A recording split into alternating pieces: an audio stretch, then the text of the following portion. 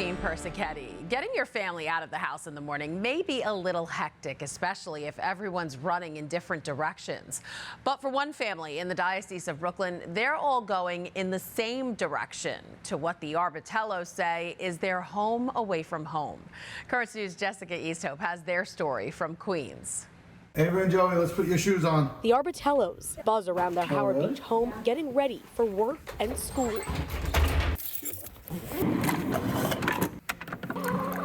Guys, we gotta get going. From the outside looking in, they're a normal family starting their day.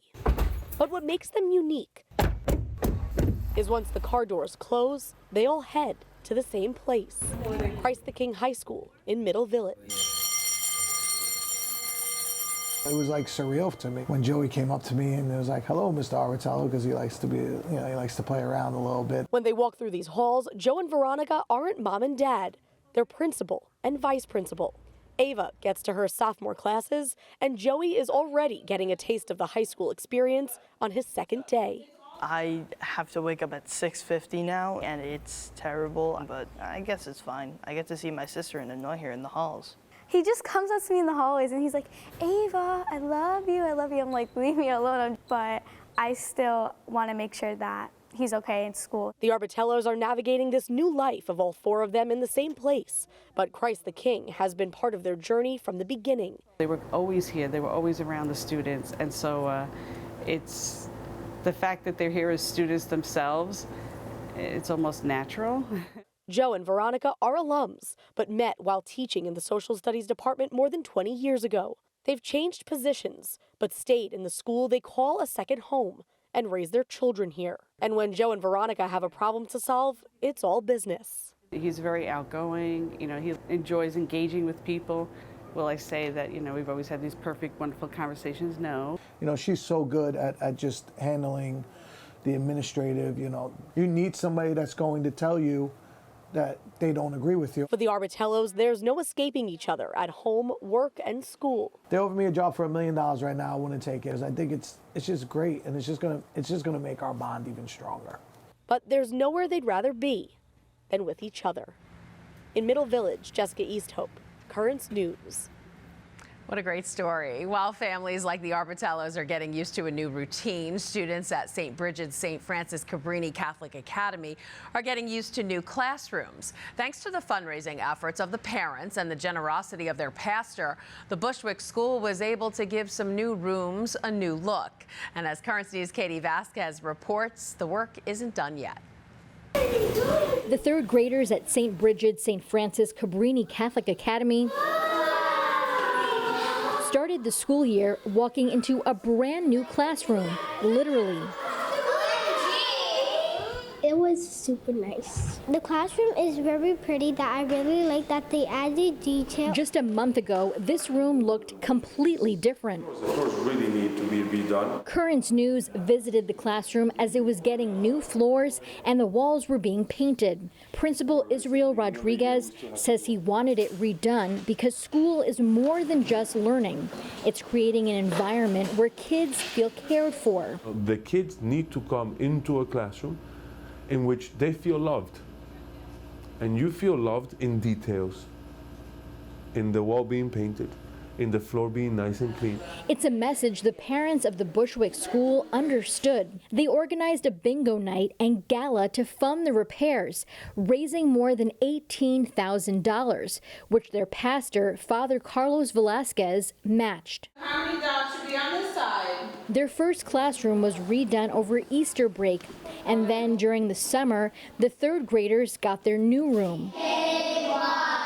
Perfect. But Mr. Rodriguez wants to do even more. If the parents see the results, their hard work to renovate the classes, I am sure come this year, they'll be more generous because they see their kids are using it.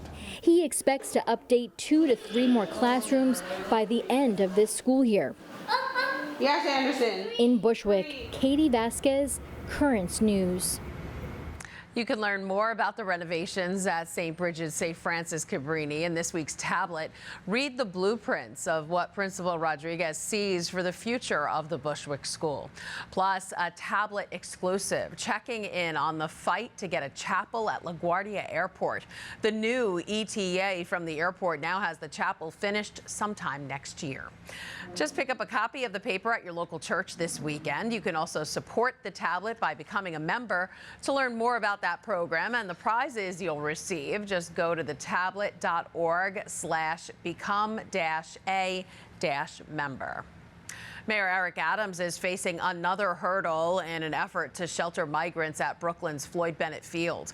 A dozen New York lawmakers are suing to stop the emergency shelter plan to house as many as 2,000 migrants there. The lawsuit claims Mayor Adams and Governor Kathy Hochul are skirting state and federal laws meant to protect national parkland. More lawsuits are expected.